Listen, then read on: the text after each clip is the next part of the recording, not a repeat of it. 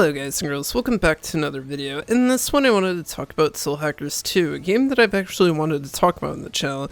But first and foremost, I wanted to just start off by talking about the concerning things that have been going on with Soul Hackers 2 as a whole, at least with Atlas West. Now don't get me wrong, this first thing isn't particularly Atlas West's fault. It's more so Atlas's main company, the JP branch, in making these decisions for DLC. Well, Soul Hackers 2 is releasing with pretty much $40 DLC, and you may have watched Nearly's video upon this topic already, but he made one fatal flaw, I feel like, in the video, and not discussing what comes with each bundle pack, or more importantly, how much the story DLC actually costs. He initially framed it as if, you couldn't get the story DLC because, you had to spend the $40 to actually get it.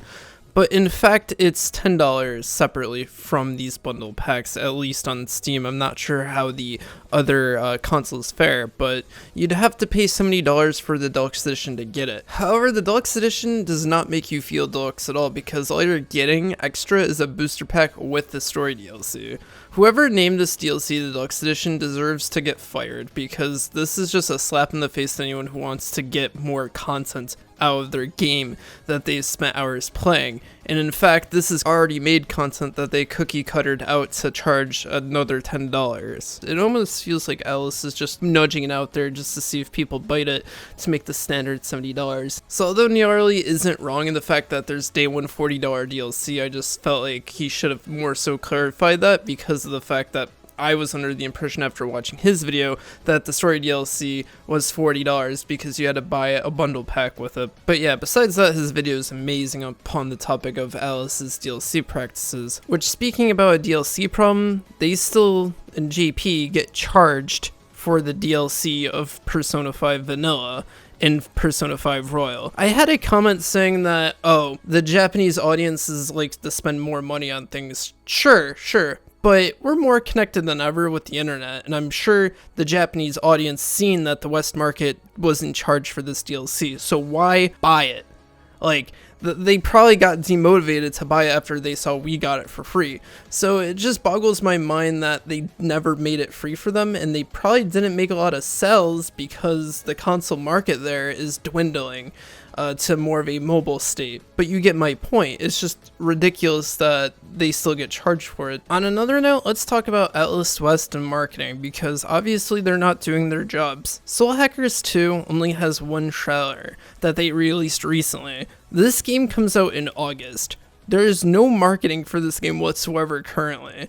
And the fact that they have not been promoting Soul Hackers 2 actively is kind of a slap in the face to, the developers who are actually working on the game that may not be approached by, West Market because Atlas West isn't doing their job in promoting the game. The same thing happened with 13 Sentinels too. However, that game had a lot more problems than just not releasing on time or close to the JP release, in which COVID had something to do with that. However, it does not explain to why they hired translators that let their moral dilemma get in the way and create a different character almost from what is in 13 Sentinels. Pretty much they try to play off this character as non-binary, but the problem lies with the fact that it's just false representation for a character. And don't get me wrong, I'd love to see more representation in the game, but more properly done. My whole problem is that it lies with these two characters later on, because now I don't know if these two characters liked each other or not, because that's what it seems like it implies later in the game.